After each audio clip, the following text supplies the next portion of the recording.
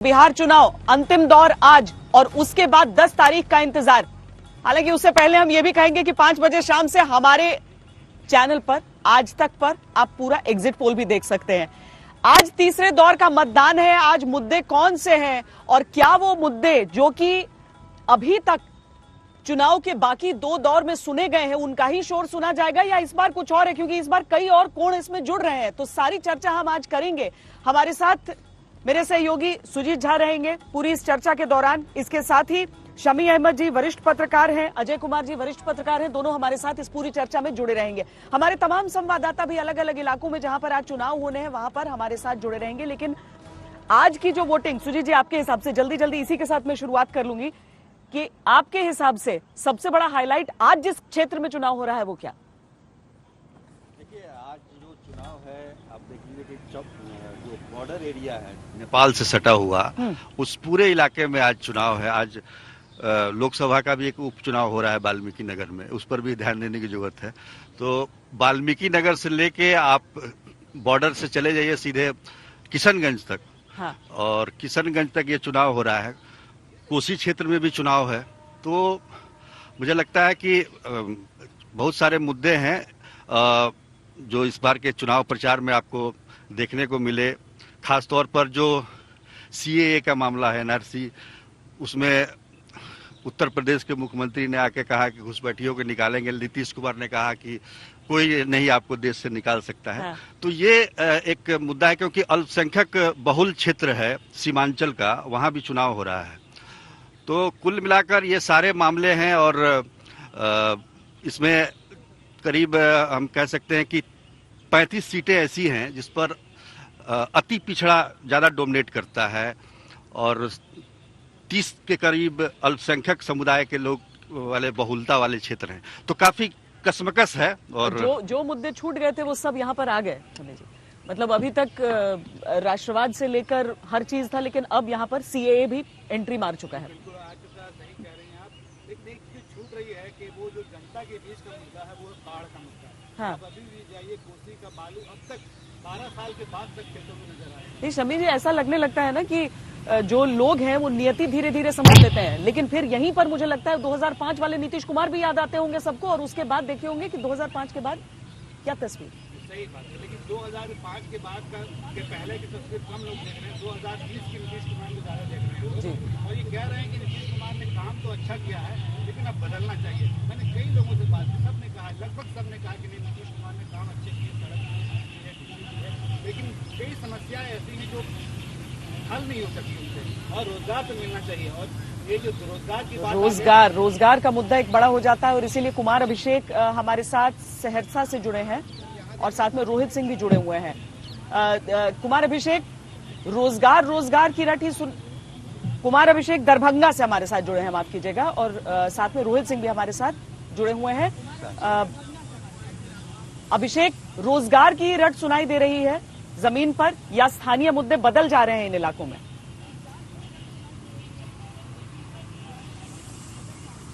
देखिए श्वेता, मैं दरभंगा में हूं और ये शायद ये कई सालों के बाद या दशकों के बाद मुझे लगता है ऐसा पहला चुनाव है जब ये मुद्दे रोजगार जैसे विषय पर हो रहे हैं। बेरोजगारी, नौकरी ऐसे मुद्दे हैं जो स्थानीय मुद्दे हैं, वो तो हैं ही, लेकिन बड़े मुद्दे के तौर पर इस बार कहीं ना कहीं एक एजेंडे के तौर पर ये रोजगार, बेरोजगारी ऐसे मुद्दे फिट हो रहे हैं। हम इस वक्त आपको थोड़ी तस्वीर भी दिखा दें। ये जिला स्कूल है दरभंगा का और अब लोगों का पहुंचना जारी है वोटिंग के लिए, क्योंकि अब वोटिंग का वक्त शुरू हो चुका है और आप देखिए लोगों की कतारें भी शुरू हो गई हैं और जो कोविड प्रोटोकॉल है वो भी हमें दिखाई दे रहा है। बड़ा सवाल यह है कि इस बार तेजस्वी यादव ने बिल्कुल अपनी लाइन से वो डिगे नहीं है। जो उन्होंने लाइन खींची अपनी राजनीति के लिए कि इस बार क्या मुद्दे होंगे, रोजगार, बेरोजगारी, एक कलम से 10 लाख नौकरी, ऐसी बातें वो लगातार करते रहे। भले ही जंगल राज की याद दिलाई गई हो पूरे चुनाव के दौरान, लेकिन मुझे नहीं लगता कि तेजस्वी यादव ने कहीं प्रधानमंत्री मोदी को अटैक किया है या फिर वो सीएए, एनआरसी या फिर ध्रुवीकरण वाले मुद्दे में कहीं वो फंसे हैं। तो कुल मिलाकर चुनावी एजेंडा सेट करने का ये पूरा का पूरा चुनाव था और मुझे लगता है कि इस पूरे चुनाव में नए तरीके से मतदाताओं पर के मंचों से सीधे तौर पर प्रधानमंत्री नरेंद्र मोदी पर कोई कटाक्ष सुनाई नहीं देता है। रोहित सिंह सहरसा से हमारे साथ हैं, चूंकि शायद सब ये भी महसूस करते हैं कि कहीं पर वो एक कॉमन वोटर की बात आ जाती है, जो लोकसभा चुनावों में तो मोदी के नाम पर वोट डाल देती है, लेकिन जो विधानसभा के चुनाव है उसमें कुछ बदलाव चाहती है। रोहित, क्या इस चीज को यहां पर आप महसूस कर रहे हैं?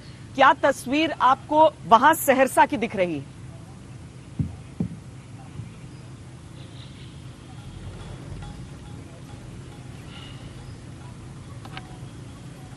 मोतिहारी से मौसमी सिंह हमारे साथ हैं। रोहित का फोन इस समय कट चुका है। मोतिहारी में मौसमी सिंह, मौसमी, चंपारण का पूरा जो क्षेत्र हो जाता है वहां पर बहुत कोशिश सबने अपनी झोंक दी है।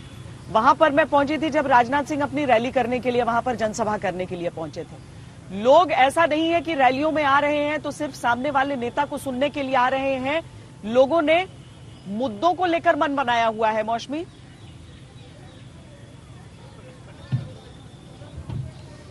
नमस्कार श्वेता, हम बिहार में बानी।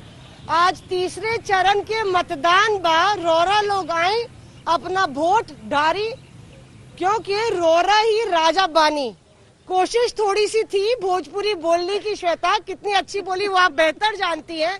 आपने सही कहा, हम लोग चंपारण में हैं और पश्चिमी चंपारण में है। ये नरकटियागंज की विधानसभा है और जिस तरह से सुजीत भी बता रहे थे, नेपाल बॉर्डर लगभग 50 किलोमीटर दूर है। यहाँ पे तराई का इलाका है। जैकेट पहने हुए हैं हम लोग स्वेटर पहने हुए हैं, पर ये ठंड जो है सुबह की, श्वेता, उसने रोका नहीं मतदाताओं को कतार में खड़ा होने के लिए। यहाँ पे आप देखिए, सुबह तड़के मुझे उम्मीद नहीं थी कि नरकटियागंज में इतनी सर्दी हो रही है और गांव का इलाका है ये, यहाँ पे इतनी भीड़ होगी। और यहाँ पे लगातार सुरक्षा, कई लोग किसी पार्टी का मास्क पहन के आए थे तो सिक्योरिटी ने उनको बोला कि आप मास्क हटाइए। इधर आप देखिए सोशल डिस्टेंसिंग के लिए ये चक्र बने हुए हैं, लेकिन जो सियासी चक्र है वो क्या बीजेपी, क्या राजद या फिर क्या लोजपा के खेमे में जाएगा, ये बड़ा सवाल है। क्योंकि बीजेपी का गढ़ माना जाता है चंपारण और पश्चिमी चंपारण। लगातार बीजेपी इस पे अपना किला फतेह करते आई है। 6 सीटों पर पश्चिमी चंपारण के चुनाव है। वोटर से पूछते हैं, सुबह सुबह तड़के आप लोग आ गए, सर्दी नहीं लग रही? नहीं सर्दी नहीं लग रही है, ठंडी नहीं लग रही है, गर्मी भी है, लग रहा है। जागरूक है बिहार का वोटर? हम लोग वोट देने आए हैं। पूरा परिवार नहीं आया, बाकी लोग भी आएंगे? अभी खाना ना बन रहा है, खाना बन जाएगा तब आएंगे। लेडीज की लाइन जो है वो कतार देखिए श्वेता, थोड़ी सी कम नजर आ रही है। नहीं, खाना बन रहा है घर में, सुबह के मेरा काम को मजदूर आदमी में काम करेंगे, खाना भी खा के तब नहीं जाएगी वोट देखे। तो भाई वोटर के माइंड में क्या है? क्योंकि देख रहे हैं कि बिहार का वोटर जो है ऊर्जावान है और विवेकशील भी।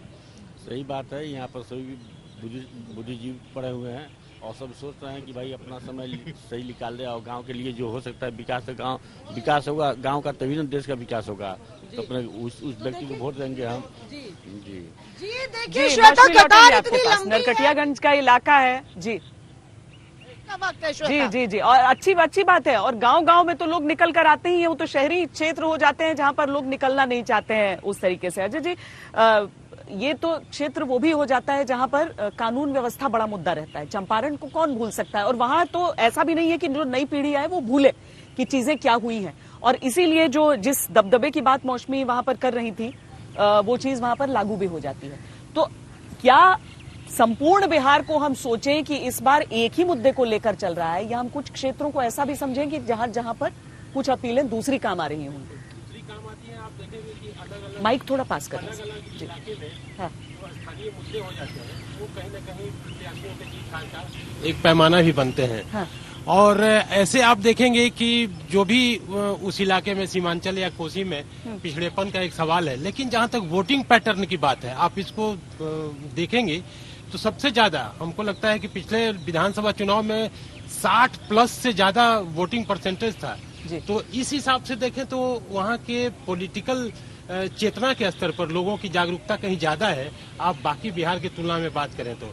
ऐसे आज के इलेक्शन में आप देखेंगे कि हाजीपुर का, वैशाली का भी इलाका है, बज्जिका का इलाका, कोसी, सीमांचल और मिथिलांचल, ये सारे ही इलाके कहीं न कहीं एक बड़े दायरे में बिहार को रिफ्लेक्ट कर रहे हैं आज के चुनाव में। जी, अमरनाथ तिवारी जी भी हमारे साथ आ गए हैं। जो जितने मुद्दे की हम बात कर रहे हैं, जितने विस्तृत बृहद क्षेत्र की आज बात कर रहे हैं जहां पर आज चुनाव चल रहा है, बिहार को हम सचमुच में मान सकते हैं कि एक मुद्दा यहां पर तुरुप का इक्का साबित हो जाएगा, या लोग क्षेत्र के हिसाब से सोच रहे हैं, या फिर वही बरसों पुरानी सिर्फ जाति की बात हो रही है जिसके आधार पर पार्टियां भी बंट जाती हैं। देखिए श्वेता जी, इस बार जाति की कोई चर्चा नहीं हो रही है। हाँ। इस चुनाव में पहली बार, बिहार के चुनाव में एटलीस्ट नेशनल मीडिया में हम लोग ये कास्ट कैलकुलेशन और कास्ट कॉम्पोजिशन पर स्टोरी नहीं कर रहे हैं। स्टोरी हो रही है कि मुद्दे क्या हैं। और तेजस्वी यादव इस बार पहली बार बिहार का कोई ऐसा नेता है जो कास्ट, जो प्रोफाइल है उनके पिताजी का जो भी रहा, उससे बाहर निकल के एक बेरोजगारी का इशू और जॉब का इशू लेके सामने आया है। तो चर्चा इस पर हो रही है। अजय जी ठीक बता रहे थे कि कोसी और जो सीमांचल का एरिया है वो बैकवर्ड एरिया, 54% लिटरेसी रेट है वहाँ, बिहार का 64% है। तो बैकवर्ड एरिया है, लेकिन बैकवर्ड एरिया होने के बावजूद भी वहाँ लोग निकल के वोट देने इसलिए आते हैं कि वहाँ पोलराइजेशन होता है। आपको पता है मुस्लिम डोमिनेटेड है सीमांचल एरिया। लेकिन अमरनाथ जी, जाति की बात अगर आप किसी से भी कैमरे पे कीजिए या वैसे जाकर कीजिए तो सब तो डिनाई कर ही देते हैं, लेकिन वोट तो जाकर वहीं देते हैं जहां पर आपकी जाति का नेता इस बार का जो कैंपेन है उस कैंपेन को देख के ऐसा आपको लग रहा है विमर्श नहीं है जाति का? बिल्कुल, इस बार कैंपेन देख, बेरोजगारी का मुद्दा जहाँ तक डोमिनेंट है, उसमें आप देखेंगे तो जैसे अमरनाथ कह रहे हैं कि जाति नहीं है, लेकिन बेरोजगारी भी किसी खास जाति में ज्यादा रोजगार की मांग की जा रही है। सुजीत जी, वो इंटरप्रिटेशन है, हमारा आपका इंटरप्रिटेशन है, लेकिन जो मुद्दे निकल के आ रहे हैं वोटर्स के बीच में, डोमिनेंट जो फैक्टर है वो फैक्टर है बेरोजगारी का। आप तेजस्वी के जो भीड़ आ रही है वो जाति के नाम पर नहीं आ रही है, वो बेरोजगारी के इशू पर है। अब वोट में कितना कन्वर्ट होता है ये 10 तारीख के बाद पता चलेगा हम लोग। चलिए, कुमार कुणाल हमारे साथ है। कुमार कुणाल, आप किस जगह पर इस समय हैं? और कुमार कुणाल किशनगंज से हमारे साथ जुड़ रहे हैं। किशनगंज के क्षेत्र को पूरी चर्चा में, भले ही अभी जैसा हम यहां पर चर्चा कर रहे थे कि जातियों की बात नहीं हो रही है, लेकिन किशनगंज को लेकर एक क्षेत्र ऐसा हो जाता है जहां पर कम से कम उस कम्युनल पॉलिटिक्स की बात हो जाती है, उस पोलराइजेशन की बात हो जाती है, उस ओवैसी फैक्टर की बात हो जाती है। ग्राउंड पे है ये चीजें या आप नहीं महसूस कर रहे हैं? देखिए श्वेता, हम जहां खड़े हैं वो किशनगंज विधानसभा भी है। वैसे तो 6 विधानसभाएं लगभग ऐसी हैं जहां पर त्रिकोणीय बनाया है वैसी फैक्टर अगर हम बात करें, क्योंकि ये पूरा जो है अभी जातीय समीकरण की बात हो रही थी वहां पर, लेकिन यहाँ पर धार्मिक समीकरण कुछ ज्यादा है। लेकिन त्रिकोणीय अगर हम देखें 20 सीटों पर सिर्फ AIMIM 243 में लड़ रही है, लेकिन 6 सीटें ऐसी हैं जहां पर वो फाइट में है। जहां हम खड़े हैं किशनगंज विधानसभा है, लोकसभा क्षेत्र भी किशनगंज है। और मजेदार बात यह है कि 2019 में एकमात्र किशनगंज लोकसभा क्षेत्र ऐसा था जहां पर 40 में से 1 सीट यूपीए को मिली थी, कांग्रेस के जीते थे यहाँ पर सांसद। लेकिन उसके बाद जब चुनाव हुआ तो कांग्रेस के जो सिटिंग विधायक महोदय थे जो कि सांसद बन गए, यहाँ से कांग्रेस अपनी सीट नहीं बचा पाई।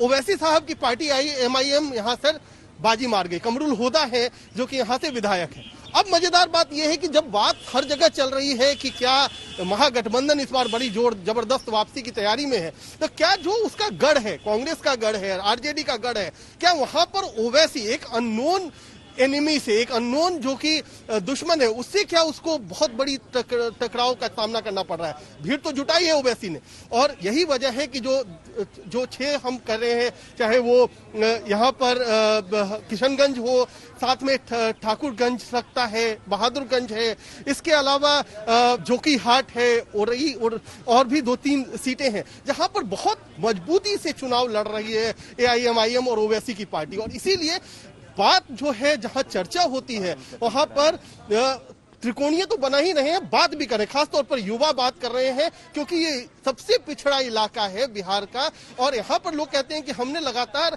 ऐसी पार्टियों को वोट तो दिया जो कि बीजेपी के खिलाफ नहीं है, लेकिन अभी तक वहां पर जो विकास होना चाहिए वो विकास नहीं हुआ है। तो बात यहाँ पर भी रोजगार की चल रही है, तमाम चीजें चल रही है, लेकिन जो ओवैसी साहब की पार्टी है उसने यहाँ पर खेल में एक रोचकता ला दिया है, यहाँ के पूरी लड़ाई को रोचक बना दिया है, एक नया एंगल दिया है। और शायद पिछली बार भी हालांकि वो लड़ रहे थे, लोकसभा चुनाव में भी किशनगंज में 3 लाख वोट से ज्यादा हासिल हुआ है, लेकिन फिर भी कांग्रेस एकमात्र सीट पूरे बिहार में अगर हम देखें तो एकमात्र सीट यूपीए को मिला, वो किशनगंज का मिला। तो इस बार क्या होता है, क्या खेल बिगड़ेगा? विधानसभा ने उस नैरेटिव को जरूर बदला रोचक है, कि इसीलिए क्या ओवैसी सिर्फ वोट काट रहे हैं?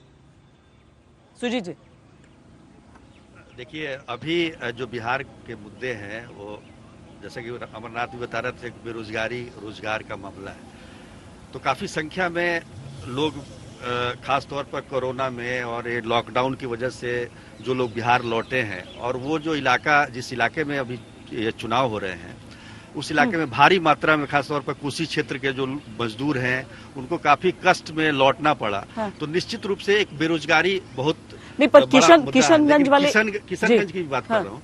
तो किशनगंज में हालांकि ओवैसी ने अपना खाता खोला है, उपचुनाव में वहां पर विधानसभा का चुनाव उन्होंने, उनकी पार्टी ने जीता था, लेकिन मुझे नहीं लगता कि बहुत ज्यादा उनका प्रभाव पड़ेगा इस बार के चुनाव में, क्योंकि साफ तौर पर आमने सामने की लड़ाई है यहाँ, और उसमें अगर वो वोट का कितना उसमें काट पाते हैं ये देखना काफी दिलचस्प होगा, क्योंकि जो मुद्दे हैं बिहार के उसमें इस बार ओवैसी कहीं फिट नहीं बैठ रहे हैं। हाँ। और मुझे नहीं लगता कि बहुत ज्यादा वो नुकसान पहुंचा पाएंगे। बिहार चुनाव के तीसरे दौर में आज 15 जिलों की 78 सीटों पर वोटिंग है। क्या है इन सीटों का समीकरण, दिखाते हैं।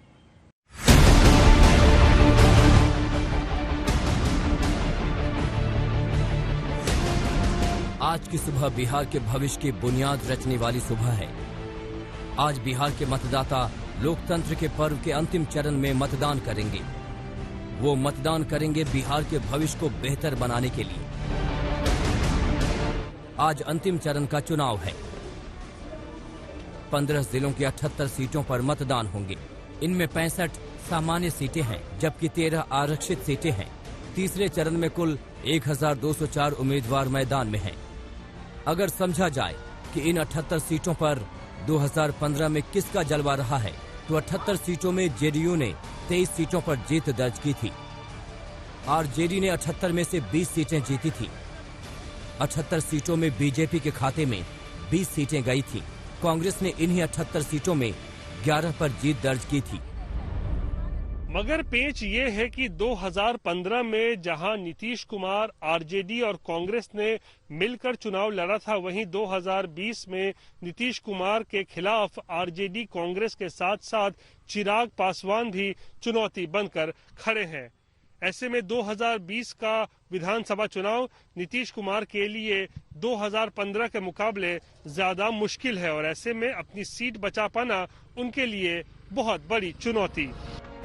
बात अगर तीसरे चरण में वीआईपी चेहरों की हो, तो ऐसे कई चेहरे हैं जिनकी किस्मत का फैसला इसी तीसरे चरण में होगा। सिमरी बख्तियारपुर सीट से वीआईपी पार्टी के मुखिया मुकेश सहनी मैदान में हैं। उनके सामने आरजेडी के यूसुफ सलाउद्दीन हैं।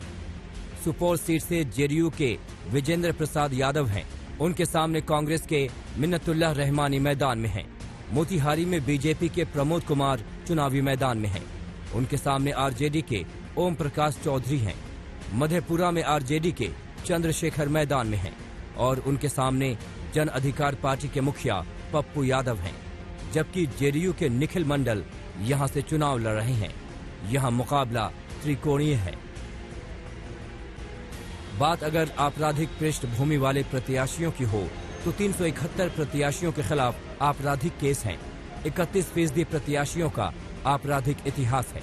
तो प्रत्याशियों की जन्म कुंडली बिहार की जनता के पास है। उनके वादे और इरादों से भी बिहार की जनता वाकिफ है। अब इन 15 जिलों की जनता को तय करना है कि वो किसकी किस्मत का क्या फैसला करती है। आज तक ब्यूरो। एक तरफ चल रहा है मतदान, दूसरी तरफ राजनीतिक प्रतिक्रियाओं के आने का सिलसिला जारी है। आपको सुनाते हैं ऐसी ही कुछ बातें। देखिए, मैं सब लोगों से अपील करूंगा कि मत का प्रयोग करें, सब लोग घर से निकलें और वोटिंग करें, लोकतंत्र के इस पर्व में भागीदार बने। और आप जानते हैं कि बिहार जो है अपने भविष्य को लेकर के फैसला लेने का काम करेगी। और जहां तक पहले 2 चरणों की बात अगर कहें तो 2 चरण जो है लगभग एक पक्ष मतदान हुआ है। लगभग हम लोगों को 2/3 की ओर जो है बिहार अब तीसरे फेज में बढ़ रहा है। तीसरे फेज में 2/3 की ओर बढ़ रहा है। तो जो बदलाव की जो गंगा का जो बयार था, अब गंडक और कोसी का भी वही हाल है। गए पूरी उम्मीद वैसे ही है कि उसी तरीके से इस चरण में भी जिस तरीके से भारतीय जनता पार्टी को पिछले 2 चरण में उनको भी अच्छी बढ़त मिली और लोक जनशक्ति पार्टी जिस तरीके से हम लोग को जानकारी सामने आई और हम लोग के प्रत्याशियों का जिस तरीके से 2 चरण में प्रदर्शन रहा, पूरी उम्मीद करता हूं कि उससे बेहतर प्रदर्शन ही हम लोग का तीसरे चरण में भी होगा। मुझे लगता है तमाम इन विषयों को ध्यान में रखते हुए बिहार की जनता मतदान करेगी। बस ये आग्रह इतना जरूर करता हूं कि जरूर निकलें, घर से बाहर जाएं, मतदान करें, आपका अधिकार है, मताधिकार का प्रयोग जरूर करें। और यही मौका है कि बिहार के अगले 5 साल को हम लोग बेहतर बना सकते हैं, पिछले 15 सालों से बेहतर बना सकते हैं। तो आशा करता हूं कि ज्यादा से ज्यादा जो लोग जाएं और मतदान करें। और जान लीजिए, आज चुनाव का आखिरी दिन है, अब परसों चुनाव है और ये मेरा अंतिम चुनाव है। अंत भला तो सब भला। अब आप बताइए, वोट दीजिएगा ना इनको? हाथ उठा के बताइए। बहुत बहुत धन्यवाद। हम इनको जीत का माला समर्पित कर दें, जीत का माला समर्पित करें। हम जो बात पहले से कहते रहे हैं कि नीतीश कुमार जी थक चुके हैं, उनसे बिहार संभल नहीं रहा, वो जमीनी हकीकत को पहचान नहीं पाए। और जब आखिरी दिन चुनाव के आखिरी सभा में उन्होंने खुद ही घोषणा कर दी कि अब वो राजनीति से संन्यास ले रहे हैं, तो उन्होंने जो ज़मीनी हकीकत है, अब हो सकता है कि उनको एहसास हुआ होगा और उन्होंने आज घोषणा कर दी राजनीति से संन्यास लेने की। भाई बहन, आप सभी के परिणाम, इन्हें सत्ता से बेदखल कर दिया, नीतीश जी को मौका दिया तो ये बौखला गए। सड़क है, उसमें बाईपास बनवाएंगे। के बाद 10 लाख रोजगार तो कीजिएगा कि नहीं कीजिएगा? जिताइए। आप पैसा कहां से लाओ? जिसके चलते अंदर गए उसी पैसा से होगा। 12 बड़े निर्णय हम लेकर आए। Bihar first, Bihari first. जिया हो बिहार के लाला। बिहार की जनता ने नेताओं के वादे सुन लिए। काम के मुद्दे पे लड़ेंगे। बिहार की जनता ने नेताओं के जीत के इरादे सुन लिए। बिहार में फिर एक बार एनडीए सरकार बनने जा रही है और ये मेरा अंतिम चुनाव है। अंत भला तो सब भला। बिहार की आधी से ज्यादा जनता ने आधे से ज्यादा उम्मीदवारों की किस्मत को ईवीएम में कैद भी कर दिया। अब सवाल ये है कि अब की बार किसका होगा बिहार? कौन बनाएगा सरकार? कोरोना की बंदिशों के बीच भी इतनी भारी संख्या में आना, ये आपका जोश, ये आपका उत्साह, ये साफ साफ बता रहा है कि 10 नवंबर को नतीजे क्या होने वाले हैं। प्रधानमंत्री नरेंद्र मोदी बीजेपी की ओर से वो तुरुप का इक्का हैं जो चुनाव की दशा दिशा बदल देने का मादा रखते हैं। उन्होंने बिहार में एनडीए की ओर से ताबड़तोड़ रैलियां की। हर रैली में उन्होंने नीतीश के सुशासन के साथ साथ लालू राज के जंगल राज को बार बार लगातार कहा। मकसद साफ था कि अब की बार एनडीए फिर दोहराए सरकार। अकेले पीएम नहीं, बीजेपी अध्यक्ष जेपी नड्डा के निशाने पर भी लालू का जंगल राज और तेजस्वी यादव ही रहे। तीसरे दौर का मतदान चल रहा है। चंद तस्वीरें हम आपको पोलिंग बूथ्स की दिखाते हैं, क्योंकि मतदान की शुरुआत के साथ ही लोगों ने लंबी लंबी लाइनें लगानी शुरू कर दी हैं। खासकर जो ग्रामीण इलाके हैं वहां पर अभी लोगों का उत्साह दिख रहा है। यहां बिहार विधानसभा से हमारी ये खास पेशकश चुनावों पर लगातार जारी रहेगी। और बिहार के अगर उन क्षेत्रों में आप रहते हैं जहां पर आज वोटिंग हो रही है, तो अपने घरों से निकलें और देखेंगे पहले 2 दौर में जितना मतदान हुआ है, कम से कम उससे आगे बढ़े आपके क्षेत्र का मतदान। पर हम लगातार बिहार चुनाव से जुड़ी तमाम खबरें आपको दिखा रहे हैं। लंबी लाइनें लगनी शुरू हो चुकी हैं। जिन इलाकों में आज मतदान चल रहा है वहां पर हमारे संवाददाता भी लगातार चर्चा हम उन सारे मुद्दों पर कर रहे हैं। ब्रेक से पहले हम किशनगंज के क्षेत्र में गए थे, बात ओवैसी की भी की थी, लेकिन इस बार के चुनावों में अलग अलग क्षेत्रों में और समूचे बिहार में कोई एलजेपी को एक वोट कटुआ के तौर पर देख लेता है, कोई ओवैसी को इस संदर्भ में देख लेता है, कोई पप्पू यादव को इस संदर्भ में देख लेता है। ये सारी चीजें चल रही हैं या फिर वो सारी मुद्दे ज्यादा भारी हो जा रहे हैं? एक हद तक चल रही है। हाँ। और पॉलिटिक्स वहाँ की कम्युनल नहीं है, कम्युनिटी बेस्ड है। कम्युनिटी की समस्या है वहाँ बहुत। आप जाएं वहाँ पे किशनगंज में देखें, मैं तो अभी 2 दिन पहले लौट के आया हूँ, काफी गुर्बत है, गरीबी वहाँ पे बहुत लोगों की है और जो पहले के विधायक रहे हैं उनके बारे में शिकायतें बहुत हैं। तो एक मुद्दा तो वहाँ पे है कि हमारा जो विधायक है वो सही नहीं है, उसको बदलना चाहिए, लेकिन वो बहुत दूर तक नहीं है। अगर ओवैसी का असर है तो 3-4 सीट 5 सीट तक आप अधिकतम कह सकती है। उसी तरह से पप्पू यादव की बात है, तो उनका भी अपना इलाका है, वहाँ पे उनका अपना असर है, लेकिन उससे आगे नहीं बढ़ता। जो चीज़ होती है 2 तरह की चीज़ होती है। एक तो है कि आप भावनात्मक मुद्दे ले रहे हैं कि आप जो प्रधानमंत्री मोदी ने कही, या और दूसरी चीज़ होती है जो आपकी जिंदगी से जुड़ी होती है, आपकी समस्या से जुड़ी होती है। ये दोनों चीज़ें समानांतर रूप से चलती है। और सहरसा ही चलते हैं सीधा, जहां से रोहित सिंह इस समय मौजूद है हमारे साथ। रोहित, कुछ ऐसे कैंडिडेट्स जिनको लेकर इस तीसरे दौर में चर्चा बहुत हो रही है, उसमें चाहे वहीं पर मधेपुरा से पप्पू यादव हो जाए या फिर लवली आनंद भी मेरा ख्याल है वहां से सहरसा से लड़ रही है चुनाव, तो ये कैंडिडेट्स जो है वो आम जनमानस के हिसाब से हर कैंडिडेट उतना ही अहम, या फिर ये कैंडिडेट्स वाकई लोगों को इस बार खींच कर ला रहे हैं बूथों पर?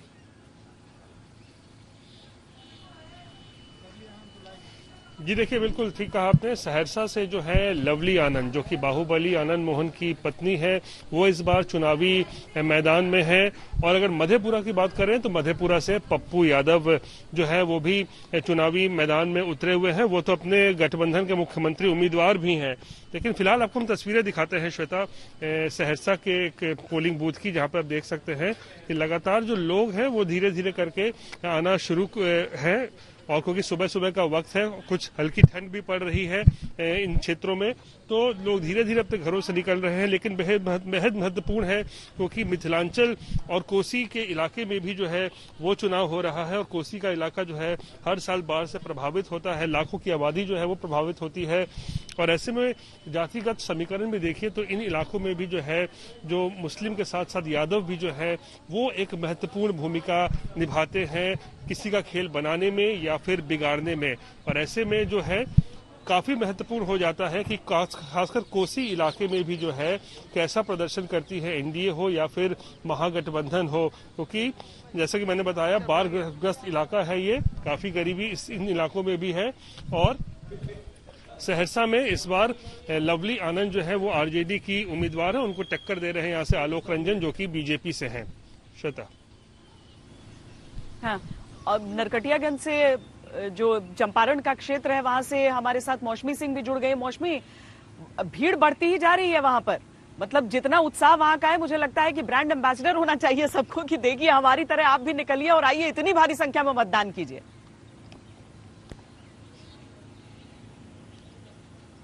जी बिल्कुल, देखिए, और इसीलिए बिहार की कोई मिसाल नहीं है, क्योंकि कहते हैं पूरब से सूरज उगता है और जैसे ही उगते सूरज के साथ साथ जिस जोर शोर से मतदाता यहाँ पे कतार में खड़े हैं श्वेता, वो अपने आप में काबिले तारीफ है। और शायद बाकी वोटर जो घर पे बैठे हैं उनमें भी जोश भरता है कहीं ना कहीं। पर अगर आप बात कर रही हैं चंपारण की, खासतौर से पश्चिमी चंपारण की, श्वेता, संजय जायसवाल जो कि भाजपा के बिहार के अध्यक्ष है, वो पश्चिमी चंपारण से सांसद है। और जाहिर तौर पे यहाँ पे प्रतिष्ठा की लड़ाई भाजपा के लिए है। कहीं ना कहीं तमाम बागी जो नेता है, कई सिटिंग एमएलए भी हैं, लगभग 5 सीटों पर बागी बीजेपी के नेता खड़े हुए हैं जो बीजेपी की मुश्किलें बढ़ा सकते हैं। वहीं दूसरी ओर अगर आप देखें तो जिस तरह से लगातार बीजेपी के ताबड़तोड़ रैलियां हुई हैं, तमाम केंद्रीय मंत्री आए, खुद प्रधानमंत्री भी चंपारण आ चुके हैं। एक तरह से सियासी कड़वाहट इसलिए गरमाई भी श्वेता क्योंकि चीनी एक बड़ा मसला है और चीनी मिलें जो यहाँ की हैं वो एक बड़ा मसला है। हमने राहुल गांधी को सुना, उन्होंने बोला क्या प्रधानमंत्री ने वाल्मीकि नगर में की, क्या प्रधानमंत्री ने आपको चाय पिलाई?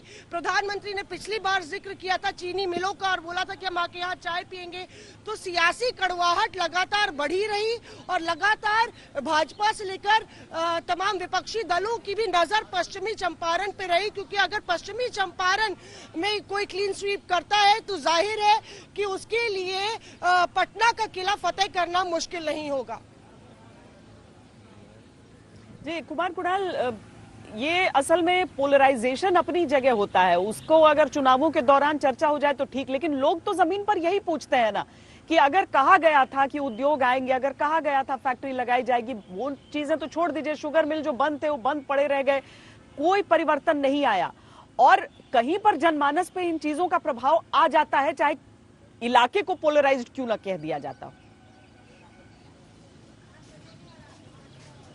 बिल्कुल श्वेता, बात यह है कि ये चुनाव है 2020 का, यानी 2020 में हो रहे हैं, लेकिन जो गणित है वो है 15-15, यानी 15 साल लालू राज, 15 साल नीतीश राज।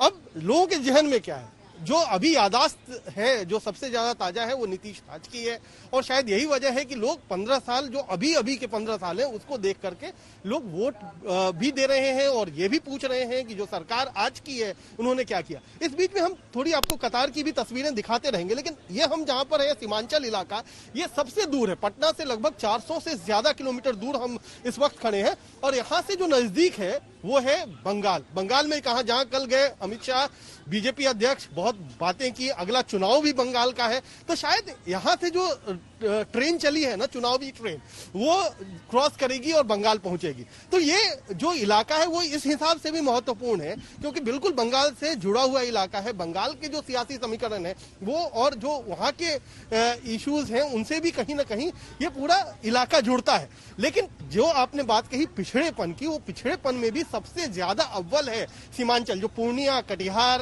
अररिया और किशनगंज, ये 4 जिले आते हैं। इन चारों जिलों को अगर हम आप देखेंगे तो यहाँ पर बहुत ज्यादा मुश्किलें हैं। एक तरफ बंगाल है, एक तरफ नेपाल है, लेकिन फिर भी मुश्किलें जो हैं वो बदस्तूर है, काम नहीं है। लोगों से सुबह में चाय से पर बात हो रही थी, उन्होंने कहा कि जिन्ना को भी घुसा दिया जाता है। अब बताइए जिन्ना से हमारा क्या लेना देना है, जिन्ना को आप क्यों लेकर के आते हैं? तो लोग बात कर रहे हैं, हर मसले पर बात कर रहे हैं, सीएए पर भी बात कर रहे हैं, एनआरसी पर भी बात कर रहे हैं, लेकिन बात वही है कि जो ले दे करके जो जब नतीजा आता है तो लोग कहते हैं कि विकास होना चाहिए, रोजगार मिलना चाहिए, काम मिलना चाहिए। ये सब जब नहीं होगा तो ये जिन्ना, ये सीए, एनआरसी, ये सारी चीजें जो है वो भटकाने वाली हैं और उससे मुद्दे से हम भटक रहे हैं। तो ये कुल मिलाकर के जो बातचीत का नतीजा निकला वो मैंने आपको चक्र हो जाता है।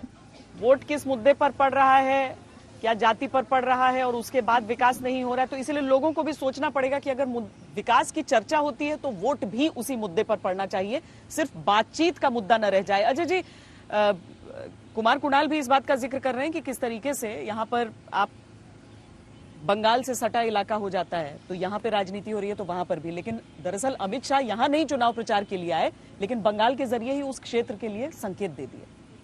बिल्कुल, ये चर्चा का विषय भी रहा कि अमित शाह जी, जिनको बिहार चुनाव को लेकर लोग प्रतीक्षा भी शायद कर रहे थे कि उनको आना चाहिए था, तो वो नहीं आ पाए और ठीक इलेक्शन के सेकेंड राउंड के बाद वो बंगाल गए 2 दिनों के दौरे को लेकर। तो ये कहीं ना कहीं एक पॉलिटिकल सर्कल में ये चर्चा तो है कि आखिर उनके नहीं आने का क्या वहां से काम कर दिया ना, वहां से सीए की बात छेड़ दी। हाँ, वहां से छेड़ दी और यहाँ योगी आदित्यनाथ ने भी अपने चुनावी सभा में इसका जिक्र भी किया था जी। तो ये जहाँ तक अभी आप चर्चा कर रही थी, वो खास तरह का जो पूरा इलाका है, टिपिकल समस्या से ग्रसित इलाका रहा है, कोसी का या सीमांचल का। वहाँ पलायन, बाढ़, बाकी चीजें तो हैं ही, तो लोग इससे कैसे छुटकारा मिले। इस दौरान ये जरूर हुआ है कि कुछ विकास की चीजें भी हुई हैं। महासेतु बना, काफी दिनों से लंबा वो एक पेंडिंग प्रोजेक्ट था, तो ये सब चीजें हुई हैं। लेकिन जो एस्पिरेशन है लोगों की, जो आकांक्षाएं हैं, कहीं ज्यादा ऊंची और ज्यादा जरूरत के हिसाब से। जी, आकांक्षा बढ़नी भी चाहिए वो। बिल्कुल अविनाश जी, आकांक्षा वो बढ़नी भी चाहिए। अगर नीतीश कुमार 2005 में कोई काम करते हैं तो लोग उम्मीद करेंगे 2010 में उससे ज्यादा हो, 15 में उससे ज्यादा हो, 20 में उससे ज्यादा हो। नीतीश कुमार ने किया नहीं किया ये तो आंकड़े उसकी तस्दीक कर देते हैं, पर अगर लोग ज्यादा की अपेक्षा कर रहे हैं तो ये तो बिहार के लिए एक स्वस्थ राजनीति का संकेत है। बिल्कुल, आप ठीक बोल रही हैं। कारण यही है कि नीतीश कुमार की जो तेजस्वी यादव जो स्कोर कर रहे हैं नीतीश कुमार के पॉपुलैरिटी के लेवल पर कैंपेन में, कारण भी यही है कि 2010 से 15 का जो नीतीश कुमार का शासन रहा या 15 से 20 का रहा, इसमें लोगों ने देखा कि उनका उत्साह, उनका विकास का कार्य कम हुआ है। अभी लोग कहते पिछले 5 साल में नीतीश जी का कार्य उस तरह का नहीं था डेवलपमेंट विकास का जो 2005 से 10 के बीच में था। तो लोग कंपेयर तो करते हैं, करना भी चाहिए, लोगों की आकांक्षाएं बढ़नी चाहिए, बढ़ती हैं। अब लोगों को लगता है कि एक नया लड़का है, नया लोग, नए चेहरा बदलना चाहिए, नया लड़का हो या जो भी दूसरा कोई भी हो, चेहरा बदलना चाहिए। नीतीश जी और तेजस्वी भी लगातार अपने कैंपेन में कहते रहे कि रिटायर्ड हो गए, टायर्ड हो गए, वर्ड यूज करते रहे क्लीशे अपना। तो लोगों का एक्सपेक्टेशन बढ़ना चाहिए और अब राजनीतिक और जो पावर में पार्टी है उनसे नहीं लोग उम्मीद करें तो फिर किनसे करेंगे। बिहार में तीसरे दौर का मतदान चल रहा है और सब इंतजार इस बात का कर रहे हैं कि बिहार में क्या होने वाला है। बड़ी मुश्किल होती है इस बात को समझना कि बिहार के मतदाता के मन में क्या चल रहा है। हालांकि आज तक के एग्जिट पोल के जरिए आप सटीक आंकड़े जरूर देख सकते हैं कि आज के मतदान के बाद यहां पर होने क्या वाला है।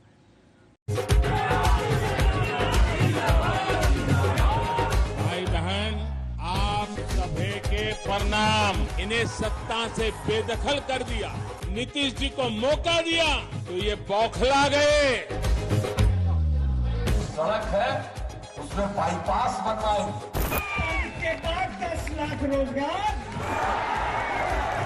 तो कीजिएगा कि नहीं कीजिएगा, जिताइएगा। आप पैसा कहाँ से लाओ? जिसके चलते अंदर गए उसी पैसा से होगा। 12 बड़े निर्णय हम लेकर आए। Bihar first, Bihari first. जिया हो बिहार के लाला। बिहार की जनता ने नेताओं के वादे सुन लिए। के मुद्दे पे लड़ेंगे। बिहार की जनता ने नेताओं के जीत के इरादे सुन लिए। बिहार में फिर एक बार एनडीए सरकार बनने जा रही है और ये मेरा अंतिम चुनाव है। अंत भला तो सब भला। बिहार की आधी से ज्यादा जनता ने आधे से ज्यादा उम्मीदवारों की किस्मत को ईवीएम में कैद भी कर दिया। अब सवाल ये है कि अब की बार किसका होगा बिहार, कौन बनाएगा सरकार। कोरोना की बंदिशों के बीच भी इतनी भारी संख्या में आना, ये आपका जोश, ये आपका उत्साह, ये साफ साफ बता रहा है कि 10 नवंबर को नतीजे क्या होने वाले हैं। प्रधानमंत्री नरेंद्र मोदी बीजेपी की ओर से वो तुरुप का इक्का हैं जो चुनाव की दशा दिशा बदल देने का मादा रखते हैं। उन्होंने बिहार में एनडीए की ओर से ताबड़तोड़ रैलियां की। हर रैली में उन्होंने नीतीश के सुशासन के साथ साथ लालू राज के जंगल राज को बार बार लगातार कहा। मकसद साफ था कि अब की बार एनडीए फिर दोहराए सरकार। अकेले पीएम नहीं, बीजेपी अध्यक्ष जेपी नड्डा के निशाने पर भी लालू का जंगल राज और तेजस्वी यादव ही रहे। बीजेपी और जनता दल यूनाइटेड मिलकर 2/3 की सरकार बनाएगी और नीतीश कुमार जी हमारे नेता होंगे। अगर हमारी सीट ज्यादा भी आती है तब भी नीतीश कुमार हमारे नेता होंगे। नीतीश कुमार ने बिहार को पूरे 15 साल तक संभाला है। 15 साल तक वो सत्ता के सिंहासन पर बैठे रहे, लिहाजा शुरुआती दौर में वो विकास की बातें ही कर रहे थे। वो जनता को बता रहे थे कि कैसे लालू के शासन में अपराध था और कैसे उन्होंने अपराध पर काबू पाया और बिहार को विकास की ओर भी ले गए। शाम होने के बाद कोई अपने घर से नहीं निकल पाता था और जिस तरह से हम सब लोगों को जब आप लोगों ने काम करने का मौका दिया, हम लोगों ने अपराध से छुटकारा दिलवाया, तरक्की के रास्ते पर ले जाने की कोशिश की। इस चुनाव में एनडीए ने पूरा दमखम झोंक दिया, मगर दूसरी ओर एनडीए को परास्त करने के लिए तेजस्वी यादव भी कहीं कमजोर नहीं दिखे। तेजस्वी रैलियों का रिकॉर्ड बना रहे थे, वो ताबड़तोड़ जनसभाएं कर रहे थे और हर जनसभा में भरोसा दिला रहे थे कि अब की बार वही करेंगे बिहार का उद्धार। नीतीश जी का विधायिका है ना, जब तय है तो हमने भी फैसला किया है कि मुख्यमंत्री रहते पहला कदम अगर मेरा चलेगा तो एक साथ देश के इतिहास में पहली बार 10 लाख नौजवानों को सरकारी नौकरी पहले मंत्रिमंडल की बैठक में। रोजगार के मसले पर बिहार की जनता के बीच उतरे तेजस्वी यादव नीतीश कुमार को थका हुआ साबित करने में लगे थे। उनकी भावभंगिमाएं बता रही थीं कि उनके मन में चुनाव जीतने की तड़प है, मगर दूसरी ओर चिराग पासवान थे। चिराग को अपनी जीत से ज्यादा नीतीश कुमार की हार का इंतजार रहा। अपनी हर रैली में वो सिर्फ नीतीश पर हमलावर रहे।